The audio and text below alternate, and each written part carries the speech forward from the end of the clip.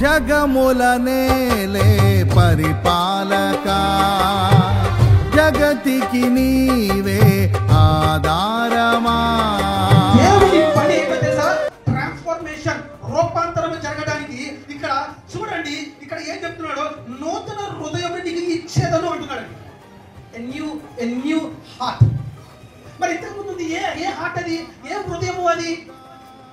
పాపముతో కూడి ఉన్న హృదయం అది, అబద్ధాలతో కూడిన హృదయం అది, వేషధారణతో కూడిన హృదయం అది. అది దేవుడికి ఇష్టపూర్వకంగా లేదు. అది దేవుడికి అసహ్యంగా ఉందండి.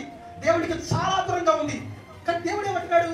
ఈ వ్యక్తిని ఏర్పాటు చేసుకుని, అరే నీకు పాతది నేను తీసివేస్తున్నాను రా, నూతనమైన హృదయాన్ని నీకు అప్ప చెప్తున్నాను అంటున్నాడు. స్తోత్రం చెప్పండి. అంటే ఏంటో తెలుసా? స్పిరిచువల్ రీబర్త్ అంటారు. అంటే నూతనమైన ఆత్మ నీకు అప్పగిస్తున్నాను అంటున్నాడు. స్తోత్రం చెప్పండి. క్షేమము ఎన్నడు నన్ను